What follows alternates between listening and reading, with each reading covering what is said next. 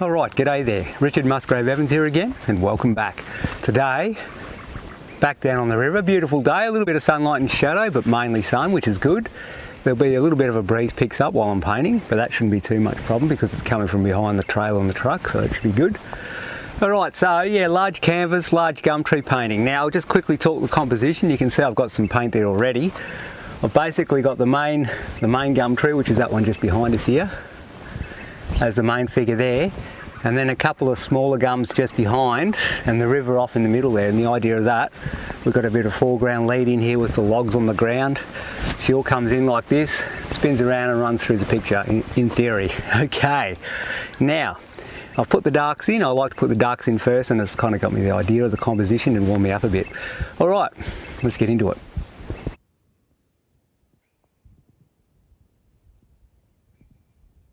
Okay, now for the biggest differences, is what I want to do is, before it changes too much, I'll get a bit more of that foreground in. So I'll go burnt sienna, ultramarine blue and a little bit of magenta, a little bit of white to lighten the tone. Kind of making a nice mushroom sort of colour, I guess. Let's have a look, we'll just put that in there.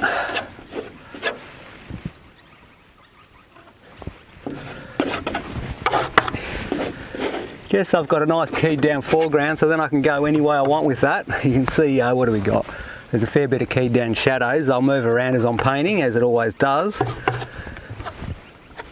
But I'll go with what I like at the time. And that looks like a good thing at the time, so at the moment, so let's just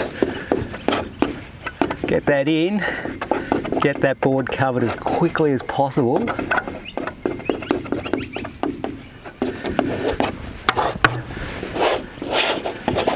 So the white is not distracting our eyes too much.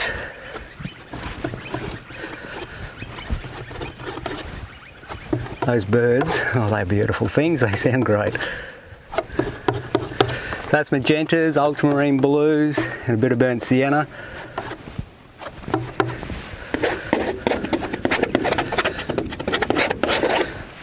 It's a little bit too grey, so I'll warm it up with a bit of brown and a bit more magenta, with a little bit less blue. And our blue is the opposite side of the colour wheel of those browns.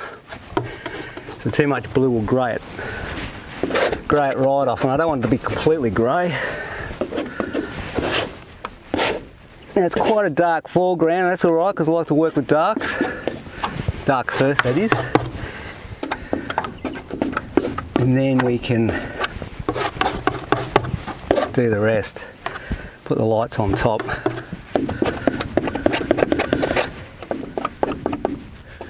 Just get it covered.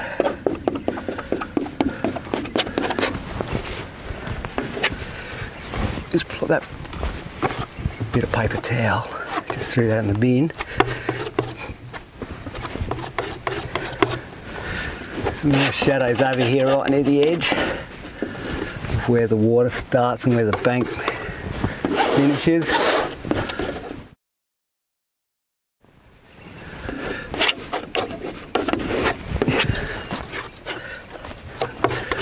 Okay, starting to warm up a bit now.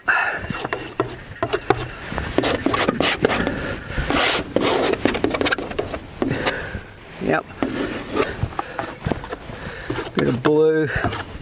Got more blue and magenta predominant here for this shadow here. See that kicking in there.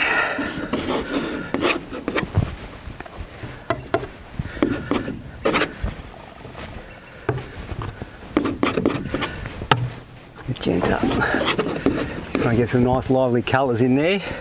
There's also a nice shadow here from the gum tree just on the edge, just out of the picture. Alright, so that's starting to give us a feel of basic things. Lighten the tone a bit with some more white, a bit of yellow ochre. Just trying to establish where that tree's going, the base of that tree. Around about there somewhere.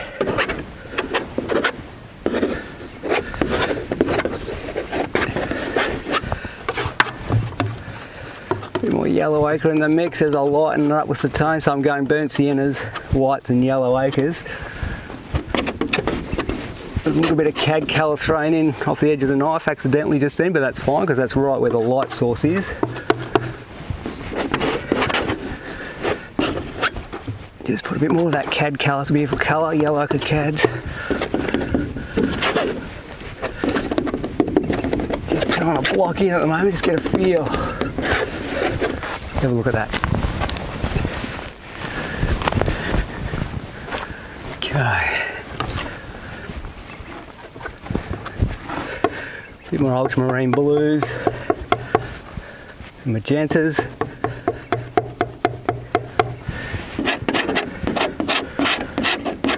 So a few more darks in here and there. What do we got?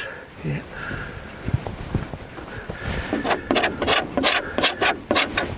That'll be the background distance to the shadow version of it. And you get some of that sky and how much foliage do I need? So go, go, go, go. Just a little bit more of the shadow tone foliage here.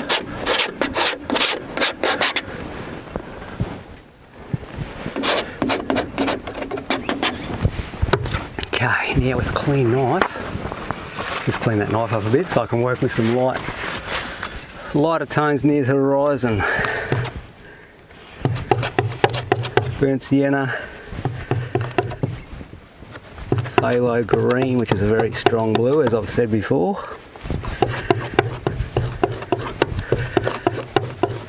Making a real nice kind of pale green colour.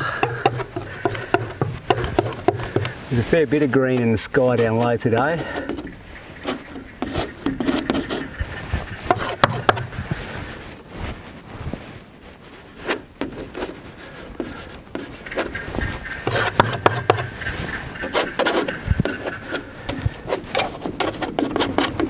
Patchwork of that lower sky colour. Now hang on, I'll show you what I did. There was a bit of phthalo, a bit of burnt sienna, some white. See, that phthalo is a ripper strong colour. You only need the tiniest bit of it and bang, you're in the game. There's almost needs a little bit more brown in there to knock it back a bit. Lighten the tone, just alter it as you go, a little bit more ochre-y and a little bit lighter.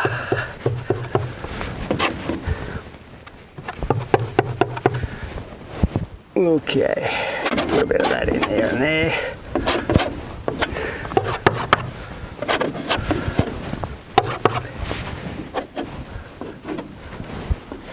And try not to touch those shadows too much, a little bit of smudge won't hurt, but not too much.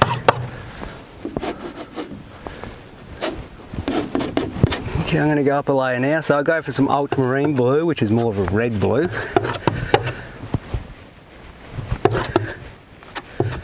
As I get a bit higher.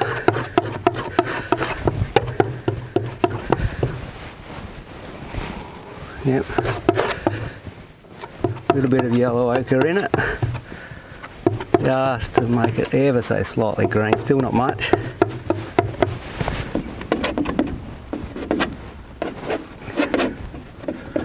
Now there's a bit of a jump between those two at the moment, but we won't worry about that because what I'll do is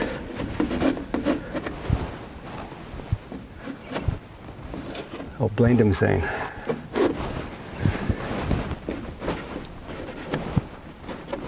Just getting some drawing around, filling in the negative spaces between where these tree trunks are.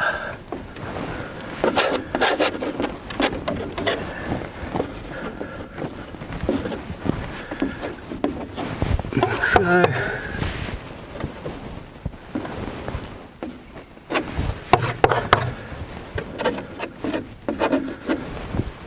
yep, fly, yep.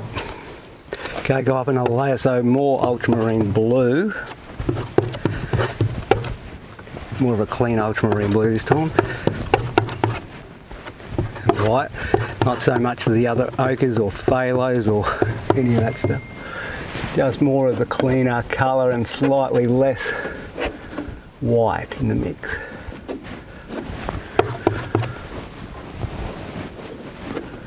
So as you can see, I'm putting the paint in but trying not to touch those shadowy tones too much just yet. their time will come.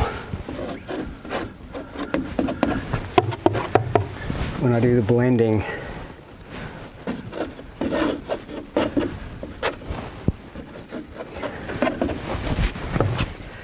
Let's go up another layer, a bit more blue, and a tiny bit of magenta now, so it's getting warmer as it goes up, and darker. None of the greens anymore, the greens were down low, more of the reds up there, slightly darker.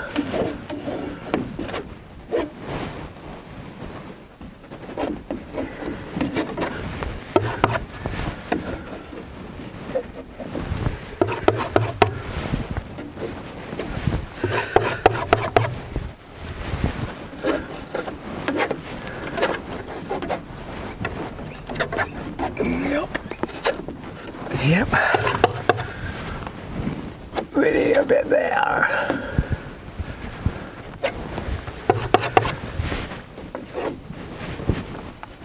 Another nice day down the river. Now I'll just stand back. I'll do some blending in a minute. I just want to make sure I've got what I wanted there. Not too bad.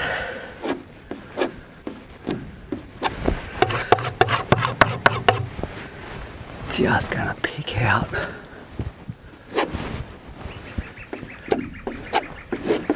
just a little bit of the blues in that river.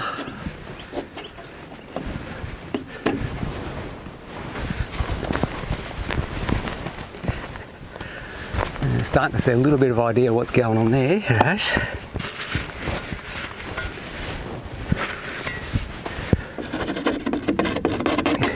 Okay, now.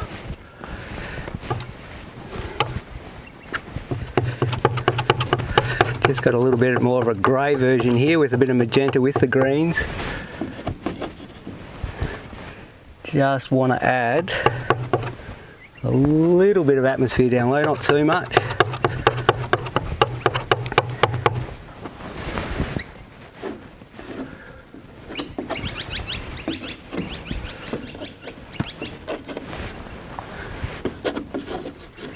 Just a little bit more of a purple with those greeny colours down low here.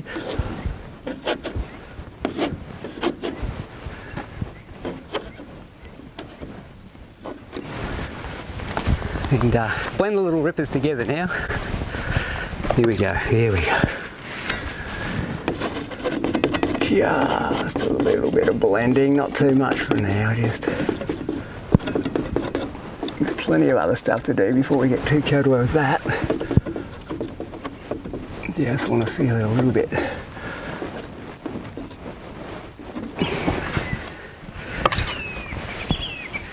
Okay, now I've got all the shadows of those trees in the distance, but obviously there's no light source colour there yet, so yellow ochre with that sky blue looks like a good way to send it green very quickly. Just going to knock up a bit of magenta and white over here, completely different colour. Nice light tone. Some of those blues. Just knock it into that mix. Just needs a bit more blue in that magenta.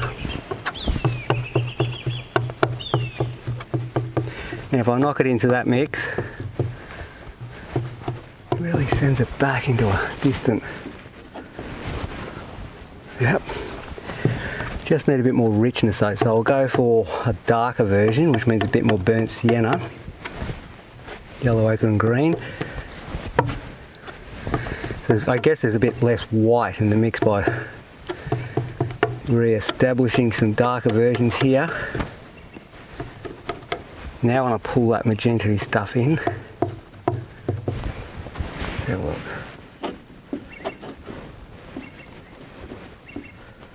That's more water, and I'm letting the shadows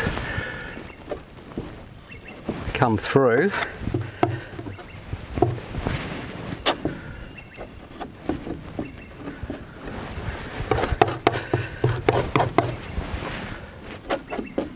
Most of it, because the light is directly behind us, there's not a lot.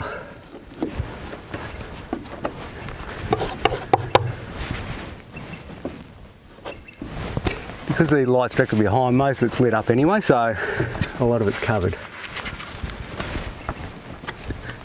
Yellow ochre, burnt sienna, viridian green, yellow ochre. Just very lightly put some in here.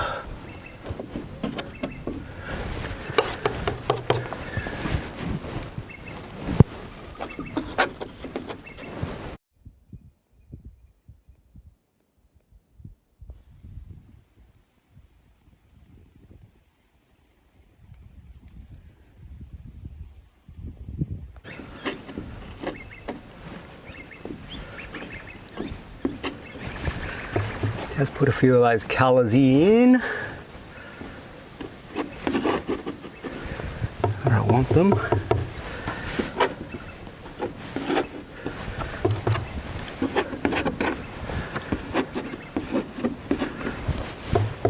Some nice reflective qualities.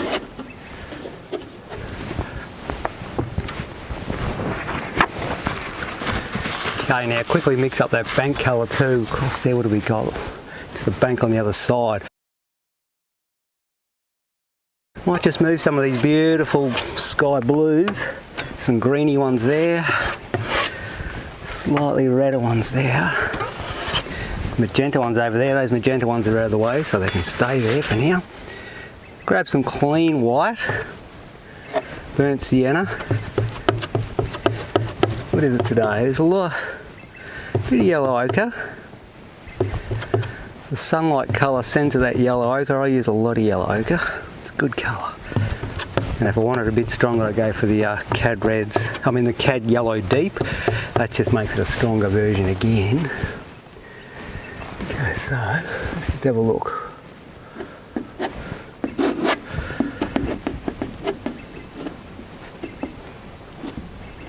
Just stick this in here.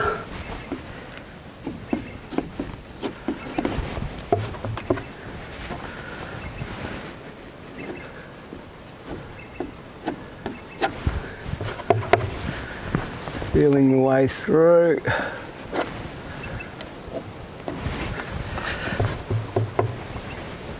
I'll stand back and analyse that colour. Could just go ever so slightly more yellow ochre, more of that sunlight colour. Yeah.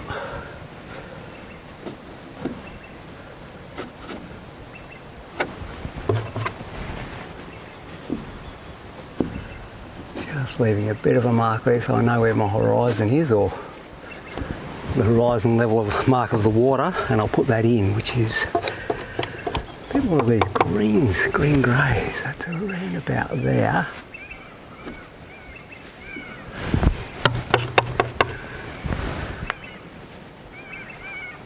Some purpley magentas look good too, because there's a lot of roots and stuff from the trees. Just feeling those edges where that line is. There's a lot of grey roots and stuff from the trees, so that goes in there.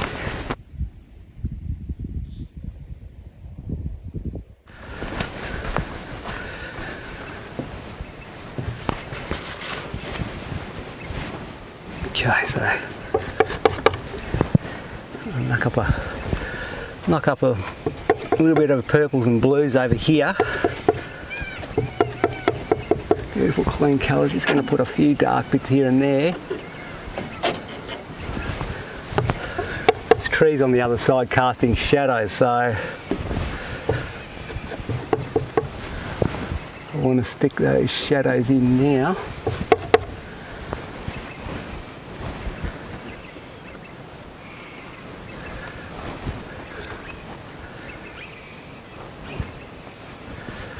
Just stick them in here and there where they look like they need to be.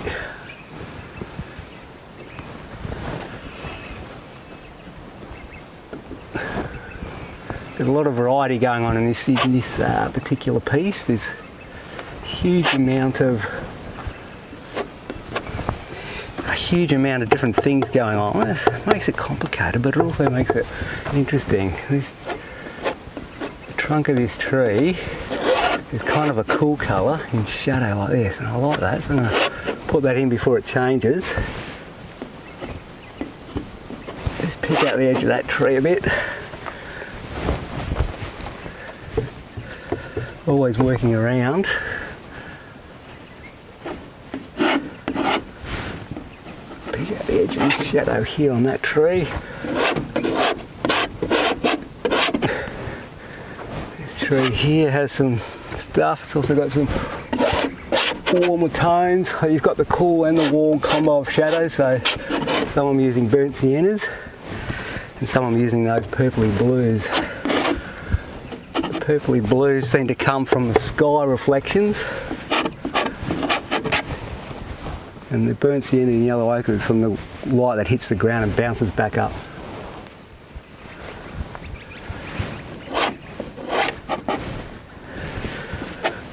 There's all cool shadows there.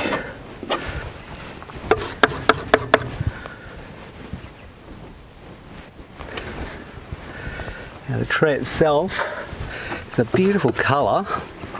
It's kind of a grey, gently grey, but I know it's got those warm ochres because it's lit up by the sun. So I've half mixed both of them. Sticking it on those two colours I was talking about, the warm ochres and the cooler blues. Combo, half mix makes those beautiful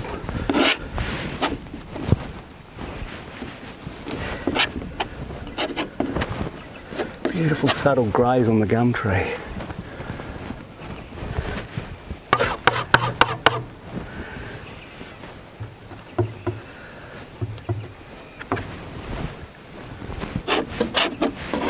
Pulling in some of the more pure white colours that are there as well.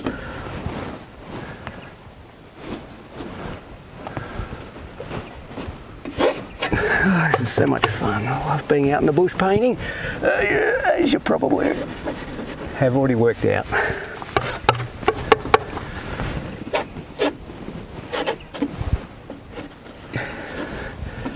Bury those marks. Some more ochres. You just keep seeing things and just keep putting them in. Some beautiful ochres here on this part of the tree.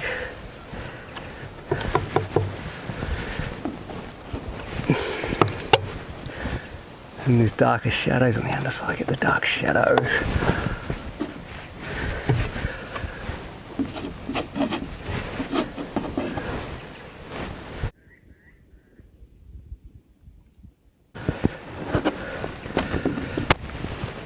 Pull through, half mixing.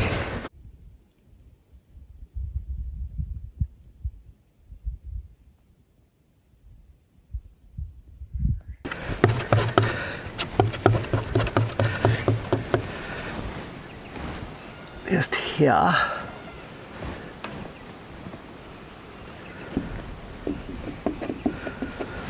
is that major big trunk right here.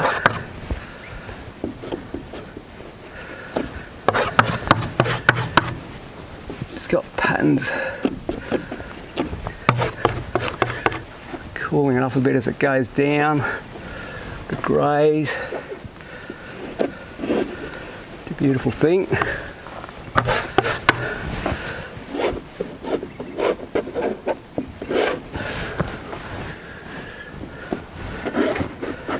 The stuff in behind it.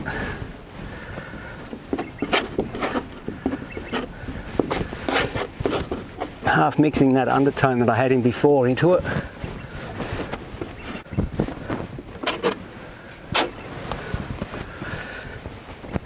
Bit more burnt sienna with it. Putting all the variety of the bits of bark and whatever in those rich colours. Little marks, big marks, trying to vary it as much as possible.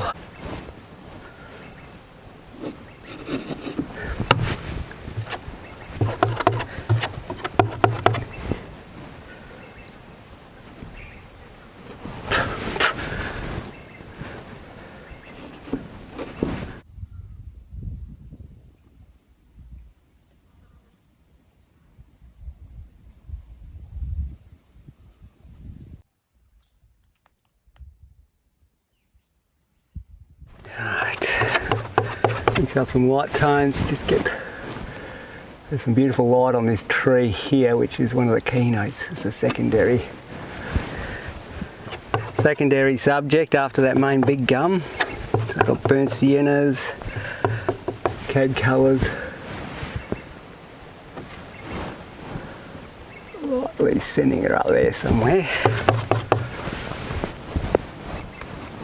Stuff on the other side. Heck, she's a complicated subject. There's stuff here, there's stuff there. And I won't put everything in, you just put what you reckon you need, but at the same time, I like a lot of the stuff that is there, so of course, it has to go in then, doesn't it? So I'm using the knife on the edge, as you can see, to create some of the stuff. Now go back to the cooler colours. Magentas, blues. Just want to pull some of those cool. I want to lighten that tone too.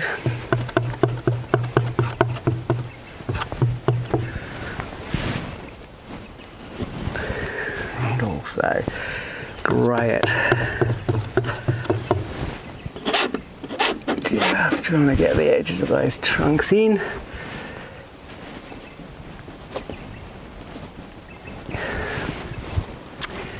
Very good, very good. Bits of bark. It's crazy stuff. There's so much going on. So much going on. Constantly moving around. Constantly seeing different things. You just got to go and do it because it's there. You see it.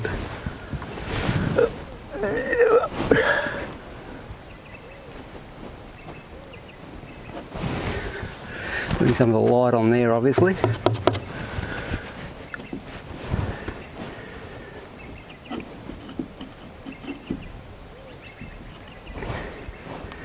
Some beautiful colours on there, I tell you what. Now, I've been playing a lot with that knife. Believe it or not, I'm going to get a slightly smaller knife.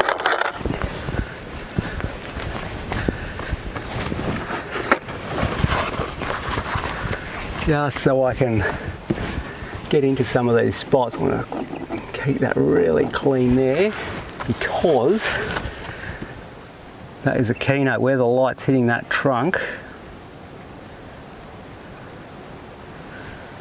Some pure white. Just in here. And the palette knife allows you to lay it on without getting in any of those undertones.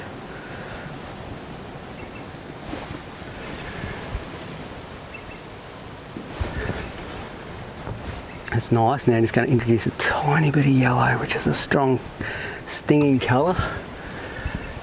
Just want a little bit on the edge there to really pop.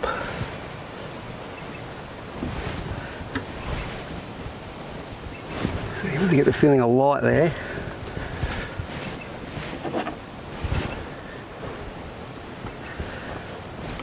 It's a bit more of a burnt sienna stain down here, I'm noticing. A bit of sap running down there.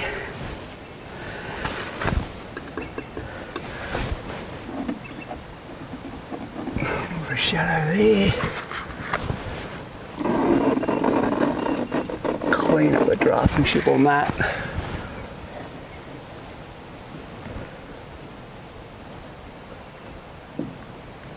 You feel the edge of that tree a bit better. Stand back and see what's going on. As you can see, it's just constantly moving around, doing stuff.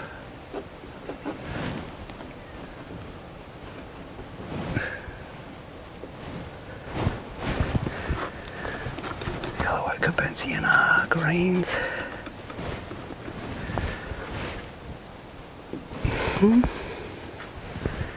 Just needs to be slightly lighter and greener than that.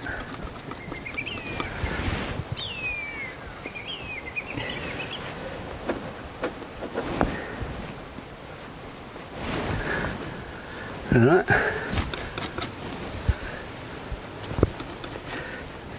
There's a cad colour. They're really warm, some of these tones, what are they? Some of the foliage in the background there is really warm.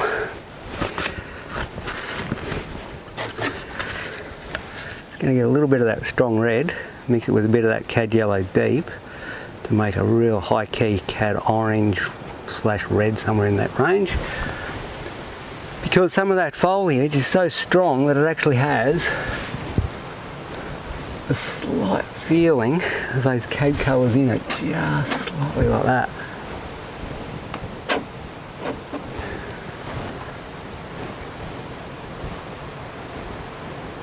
Yeah, right, okay, now change knives again.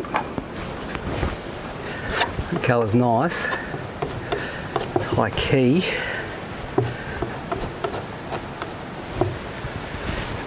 Just going to lightly pull over there.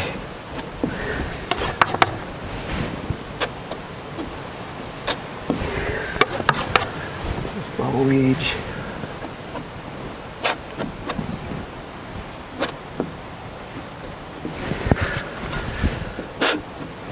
Go, break it up.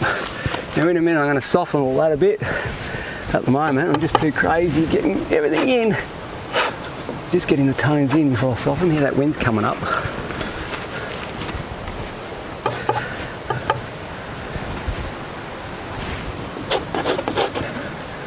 A little bit more of that shadows up here somewhere.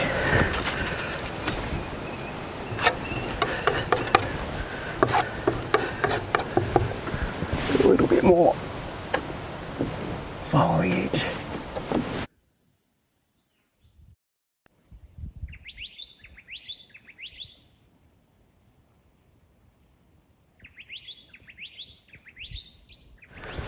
Right, now I've got some of these greens from here from the sky from earlier, which is good because I just want to patch in a little bit of sky in between the trees there. Just a little bit here and there, where over here. And there.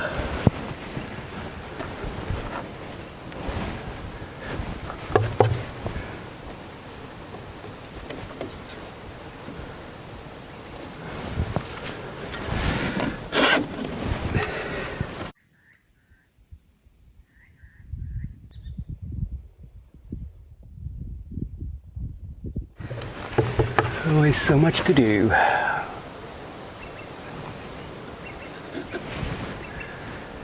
Alright.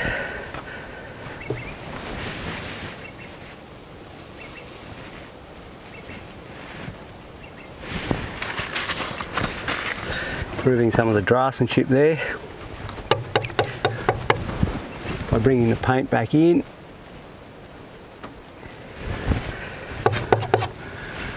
Lucky I kept some of that sky colour.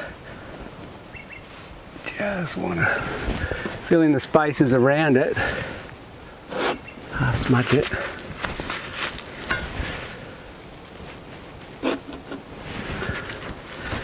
Now with a clean knife, very clean knife, let's have a look. Sort of pull through here, soften that trunk, get it to go round a bit.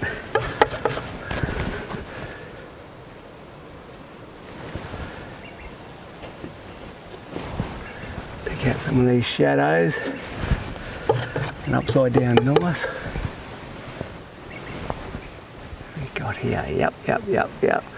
Just got to work out where you want all this stuff, don't you? Take some paint off.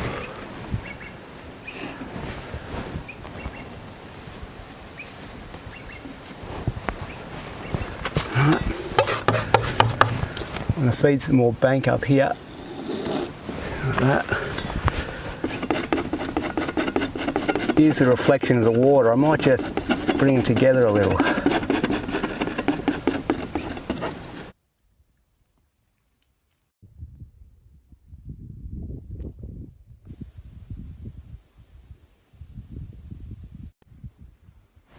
the edge there.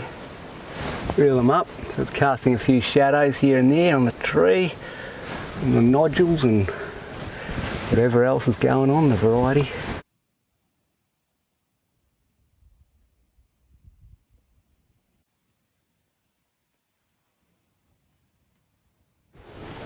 Have to mix some more of that lovely bank colours and burnt siennas, cad colours, yellow ochres, anywhere in that sort of range.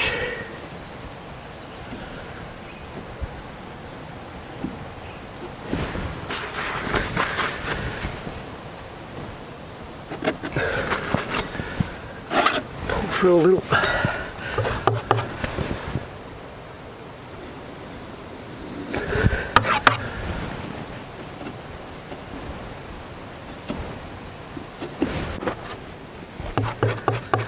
You pick out all those bits that you like. Some pure lights there. High key colours that the light's really shining.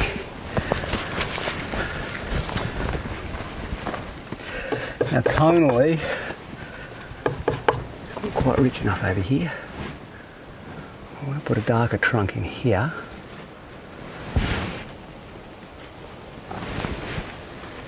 Burnt siennas, blues, magentas.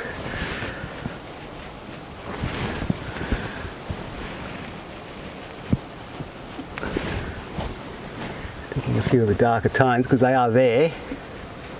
And if you put it in, it'll all start to be more convincing. Something I just missed out on before because I was running around doing other stuff.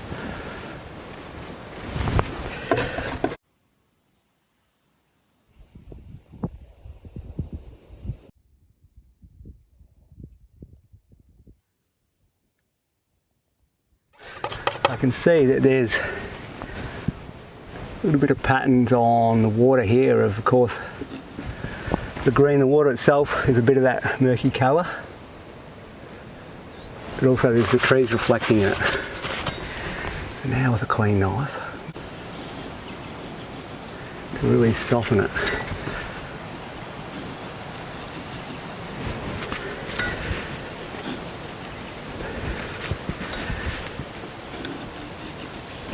Get the feeling of that water is contrasting the foreground, which is chunky, and the water is soft and reflective.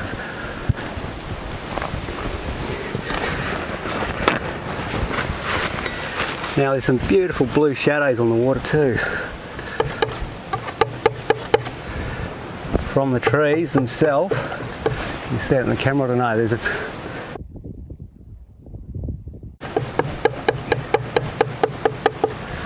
the trees are just sort of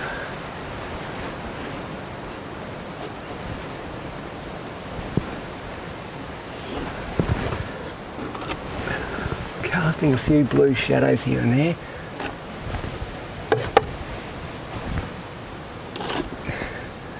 Put them in and then take them away. We just sort of work it out as we're going.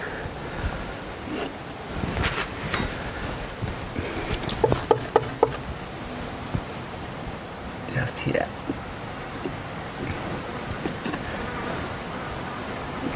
Have a look what's going on, eh? Yeah, those shadows have helped pull the composition together and made it more convincingly. Water, the shadows are there. It's such a pretty thing. They break it up because you've got a lot of verticals and then a few horizontals. Help to put it, you know, give it variety and interest. Okay, now with a clean, small knife. I know it pains me to go to such a small knife, but sometimes I have to. Just going to take some paint off with that knife.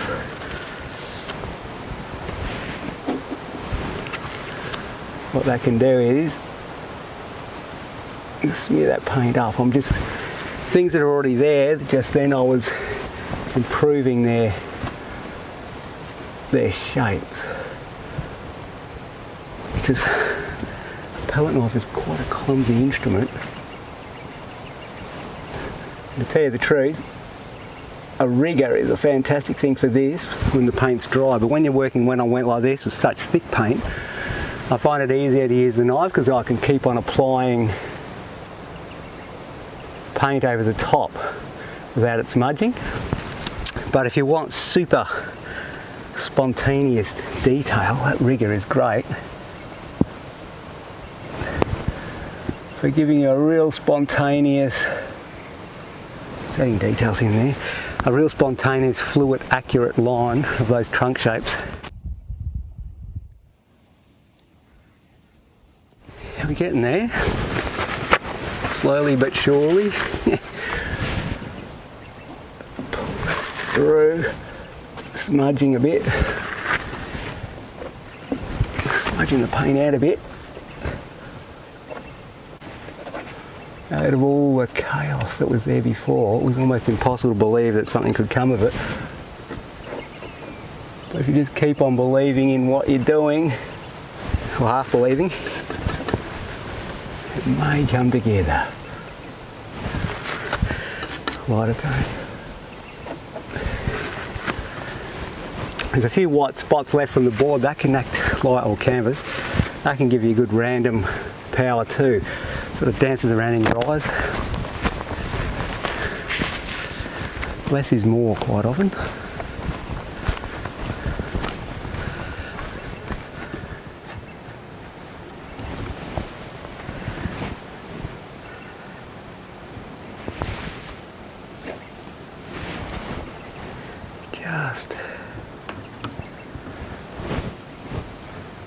There's a nice foreground log here. I'm just putting some lovely colours and tones.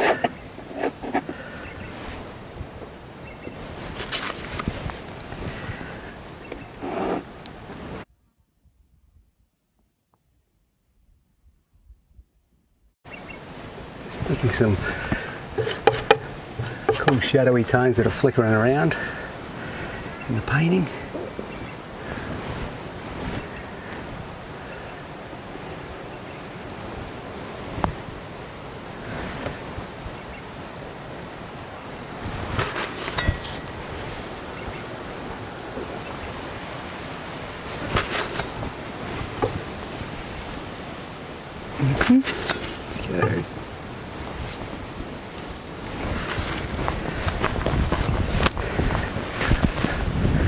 I'm going to put a bit of more of a lighter highlight there to draw your eye.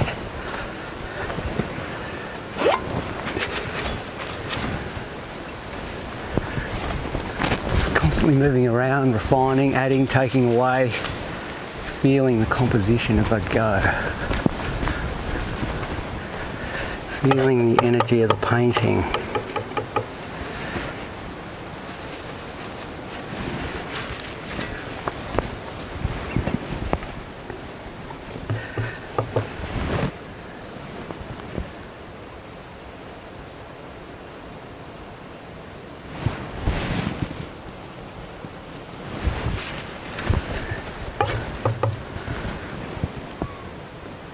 Keep on drawing, adding bits and pieces.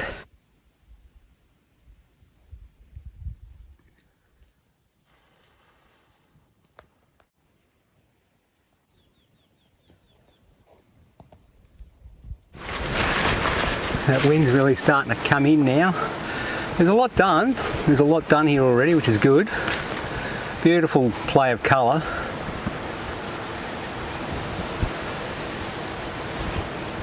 And shapes. The thing is, you don't want to go wrecking the spontaneity that you got at the start, because sometimes that original stuff is what the dreams are made out of. Sometimes some of that original stuff you cannot replicate. It's just the spontaneity and the franticness of being out there on the time, trying to get it all together. You get happy accidents, you get the stuff that you know, your knowledge, you're trying to use it. Sometimes you're going a lot quicker than you actually think, but all that background knowledge is there, so it's coming in. And then what can happen is you can all sort of come together and you can get a really pleasing abstract reality. And if you go any further and try and go more, you might make it look more realistic, but you also lose the energy and that beauty that was in the painting. So in saying that, I think I'm going to let it go at that, because I'm really enjoying the light and energy and complementary colours in this work. So I'll get that camera off and we'll come in and have a closer look around and see what you think.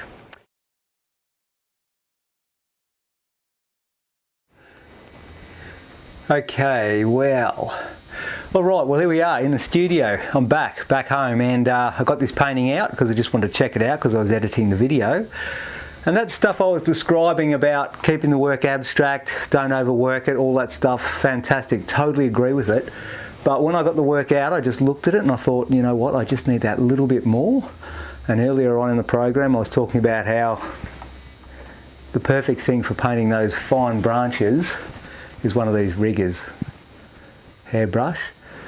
So the painting now is back at home in the studio. I'm kind of liking it, but I felt like I just needed a little bit more. I didn't want to wreck it. It's so easy to wreck it in the studio, so easy to overwork it. You do not want to do that, that's for sure. What I wanted to do is just, I guess, heighten the original concept. The thing that I was thinking about on the day, I just wanted to bring that out a little more and just finish it that little bit more. Knowing when to finish is the biggest thing.